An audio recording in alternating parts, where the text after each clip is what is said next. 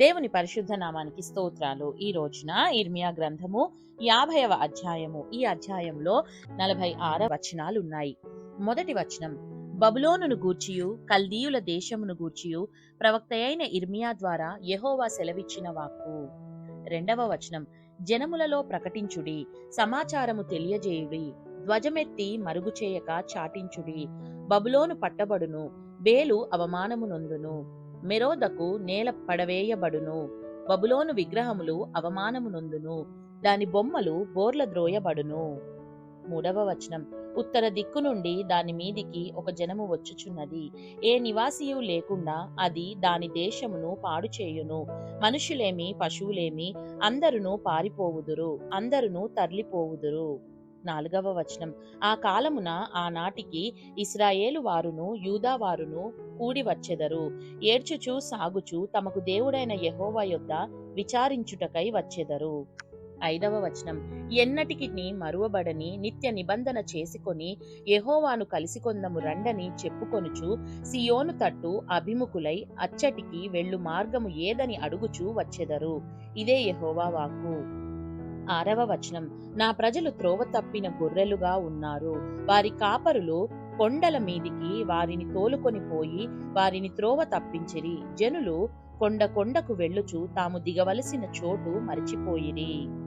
ఏడవ వచనం, కనుగొనిన వారందరూ వారిని భక్షించుచూ వచ్చిరి, వారి శత్రువులు మేము అపరాధులము కాము, వీరు న్యాయమునకు నివాసమును తమ పితరులకు నిరీక్షణాధారమునగు యెహోవా మీద తిరుగుబాటు చేసినందున ఇది వారికి సంభవించెనని చెప్పుదురు. ఎనిమిదవ వచనం, బబులోనులో నుండి పారిపోవుడి, కల్దీయుల దేశములో నుండి బయలువెల్లుడి, మందలకు ముందు మేకపోతులు నడుచునట్లు ముందర నడువుడి. తొమ్మిదవ వచనం, ఉత్తర దేశము నుండి మహాజనముల సమూహమును నేను రేపుచున్నాను, బబులోనునకు విరోధముగా దానిని రప్పించుచున్నాను. ఆ జనులు దాని మీదికి యుద్ధ పంక్తులు తీర్చుచున్నారు, వారి మధ్య నుండియే ఆమె పట్టబడును. ప్రజ్ఞగల బలాఢ్యులు దోపుడు సొమ్ము పట్టుకొనక మరలని రీతిగా వారి బాణములు అమోఘములై తిరిగి రాకుండును. పదవ వచనం, కల్దీయుల దేశము దోపుడు సొమ్మగును, దాని దోచుకొని వారందరూ సంతుష్టి నొందెదరు. ఇదే యెహోవా వాక్కు. 11వ వచనం, నా స్వాస్థ్యంను దోచుకొని వారలారా, సంతోషించుచు ఉత్సహించుచు నురిపిడి చేయుచు పెయ్యవలే గంతులు వేయుచు బలమైన గుర్రముల వలె మీరు సకిలించుచున్నారే. 12వ వచనం, మీ తల్లి బహుగా సిగ్గుపడును, మిమ్మును కన్నది తెల్లబోవును, ఇదిగో అది జనములన్నిటిలో అతి నీచ జనమగును, అది ఎడారియు ఎండిన భూమియు అడవియు నగును. 13వ వచనం, యెహోవా రౌద్రమును బట్టి అది నిర్జనమగును, అది కేవలము పాడైపోవును. బబులోను మార్గమున పోవు వారందరూ ఆశ్చర్యపడి దాని తెగుళ్ళన్నీయు చూచి, ఆహా, నీకీ గతి పట్టినదా అందురు. 14వ వచనం, ఆమె యెహోవాకు విరోధముగా పాపము చేసినది. విల్లు త్రొక్కు వారలారా, మీరందరూ బబులోనునకు విరోధముగా దాని చుట్టూ యుద్ధ పంక్తులు తీర్చుడి, ఎడతెగక దాని మీద బాణములు వేయుడి. 15వ వచనం, చుట్టూ కూడి దానిని బట్టి కేకలు వేయుడి, అది లోబడ నొప్పుకొనుచున్నది, దాని బురుజులు పడిపోవుచున్నవి, దాని ప్రాకారములు విరుగగొట్టబడుచున్నవి. ఇది యెహోవా చేయు ప్రతీకారము, దాని మీద పగ తీర్చుకొనుడి, అది చేసినట్టే దానికి చేయుడి. 16వ వచనం, బబులోనులో నుండకుండా విత్తువారిని నిర్మూలము చేయుడి, కోతకాలమున కొడవలి పట్టుకొని వారిని నిర్మూలము చేయుడి. క్రూరమైన ఖడ్గమునకు భయపడి వారందరూ తమ ప్రజల యొద్దకు వెళ్ళుచున్నారు, తమ తమ దేశములకు పారిపోవుచున్నారు. 17వ వచనం, ఇశ్రాయేలు వారు చెదిరిపోయిన గొర్రెలు, సింహములు వారిని తొలగగొట్టెను. మొదట అష్షూరు రాజు వారిని భక్షించెను, కడపట బబులోను రాజైన ఈ నెబుకద్నెజరు వారి ఎముకలను నలుగగొట్టుచున్నాడు. 18వ వచనం, కావున ఇశ్రాయేలు దేవుడును సైన్యములకు అధిపతియునగు యెహోవా ఈలాగు సెలవిచ్చుచున్నాడు, అష్షూరు రాజును నేను దండించినట్లు బబులోను రాజును అతని దేశమును దండించెదను. 19వ వచనం, ఇశ్రాయేలు వారిని తమ మేత స్థలమునకు నేను తిరిగి రప్పించెదను, వారు కర్మేలు మీదను బాషాను మీదను మేయుదురు, ఎఫ్రాయిము కొండల మీదను గీలాదులోను మేయుచు సంతుష్టి నొందును. 20వ వచనం, ఆ కాలమున ఆనాటికి ఇశ్రాయేలు దోషమును వెదకినను అది కనబడకుండును, యూదా పాపములు వెదకినను అవి దొరకవు. శేషింపజేసిన వారిని నేను క్షమించెదను. ఇదే యెహోవా వాక్కు. 21వ వచనం. దండెత్తి మెరాతయీయుల దేశము మీదికి పొమ్ము, పెకోదీయుల దేశము మీదికి పొమ్ము. వారిని హతము చేయుము. వారు శాపగ్రస్తులని ప్రకటించుము. నేను మీకిచ్చిన ఆజ్ఞ అంతటిని బట్టి చేయుము. 22వ వచనం. ఆలకించుడి, దేశములో యుద్ధధ్వని వినబడుచున్నది, అధిక నాశనధ్వని వినబడుచున్నది. 23వ వచనం. సర్వభూమిని కొట్టుచున్న సమ్మెట తెగి బొత్తిగా విరుగగొట్టబడెను. అన్యజనులలో బబులోను బొత్తిగా పాడైపోయెను. 24వ వచనం. బబులోను నిన్ను పట్టుకొనుటకై బోను పెట్టియున్నాను, తెలియకయే నీవు పట్టబడియున్నావు. యెహోవాతో నీవు యుద్ధము చేయ బూనుకొంటివి, నీవు చిక్కుపడి పట్టబడి ఉన్నావు. 25వ వచనం. కల్దీయుల దేశములో ప్రభువును సైన్యములకు అధిపతియునగు యెహోవాకు పనియున్నది. యెహోవా తన ఆయుధశాలను తెరచి కోపము తీర్చు తన ఆయుధములను వెలుపలికి తెచ్చుచున్నాడు. 26వ వచనం. నలుదిక్కుల నుండి వచ్చి దాని మీద పడుడి, దాని ధాన్యపు కొట్లను విప్పుడి, కసవు కుప్పలు వేసినట్లు దానిని కుప్పలు వేయుడి, శేషమేమియూ లేకుండా నాశనము చేయుడి.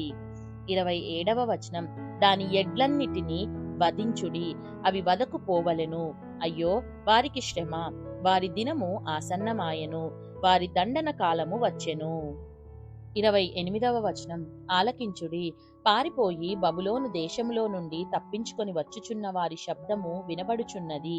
మన దేవుడగు యెహోవా చేయు ప్రతీకార సమాచారమును, తన ఆలయము విషయమై ఆయన చేయు ప్రతీకార సమాచారమును సియోనులో ప్రకటించుడి. వారు వచ్చుచున్నారు. 29వ వచనం. బబులోనునకు రండని విలుకాండ్రను పిలువుడి, విల్లు త్రొక్కు వారలారా మీరందరూ దాని చుట్టూ దిగుడి. అది యెహోవా మీద గర్వపడినది, ఇశ్రాయేలు పరిశుద్ధుని మీద గర్వపడినది. దానిలో నొకడునూ తప్పించుకొనకూడదు. దాని క్రియలను బట్టి దానికి ప్రతీకారము చేయుడి, అది చేసిన పని అంతటిని బట్టి దానికి ప్రతీకారము చేయుడి. 30వ వచనం. కావున ఆ దినమున దాని యవ్వనస్తులు దాని వీధులలో కూలుదురు, దాని యోధులందరూ తుడిచివేయబడుదురు. ఇదే యెహోవా వాక్కు. 31వ వచనం. ప్రభువును సైన్యములకు అధిపతియునగు యెహోవా వాక్కు ఇదే. గర్విష్ఠుడా, నేను నీకు విరోధినై ఉన్నాను. నీ దినము వచ్చుచున్నది, నేను నిన్ను శిక్షించు కాలము వచ్చుచున్నది. 32వ వచనం. గర్విష్ఠుడు తొట్రిల్లి కూలును, అతని లేవనెత్తువాడెవడునూ లేకపోవును. నేనతని పురములలో అగ్ని రాజబెట్టెదను, అది అతని చుట్టుపట్టులన్నిటినీ కాల్చివేయును. 33వ వచనం.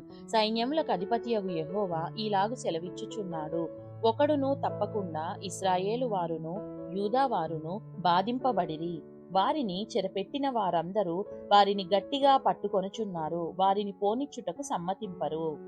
34వ వచనం. వారి విమోచకుడు బలవంతుడు, సైన్యములకు అధిపతియగు యెహోవా అని ఆయనకు పేరు.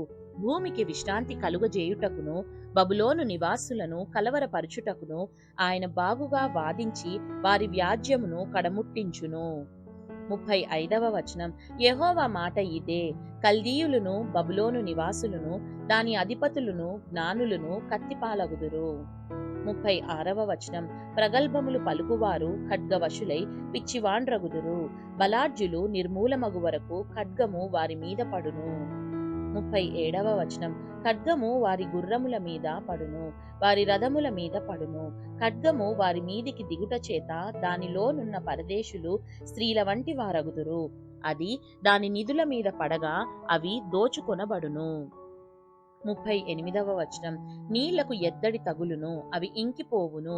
అది చెక్కబడిన విగ్రహములు గల దేశము, జనులు భీకర ప్రతిమలను బట్టి పిచ్చి చేష్టలు చేయుదురు. 39వ వచనం. అందుచేతను అడవి పిల్లులను నక్కలును అక్కడ నివసించును, నిప్పుకోళ్లును దానిలో నివాసము చేయును.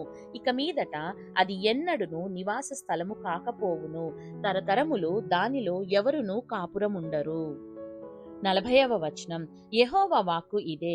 సొదొమను గొమొర్రాను వాటి సమీప పట్టణములను దేవుడు నాశనము చేసినప్పుడు జరిగిన రీతిగా ఎవడునూ అక్కడ కాపురముండకపోవును, ఏ నరుడును దానిలో బస చేయడు.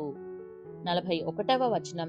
జనులు ఉత్తర దిక్కు నుండి వచ్చుచున్నారు, మహాజనమును అనేక రాజులను బూదిగంతముల నుండి రేపబడెదరు.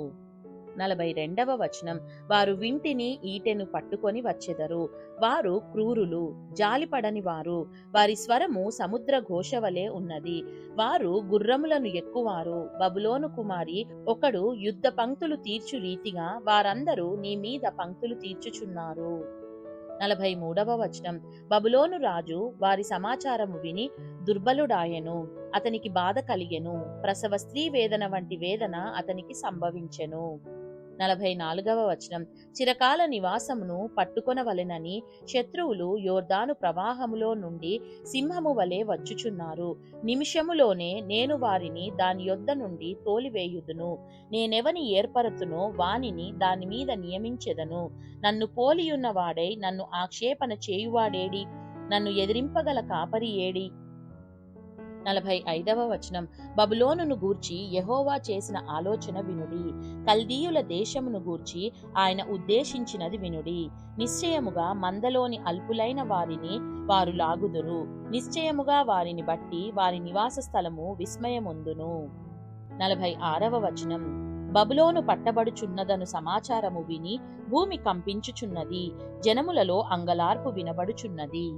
దేవుడు చదవబడిన పరిశుద్ధ వాక్యాన్ని మనందరి వినికిడిలో దీవించి మనల్ని ఆశీర్వదించును గాక.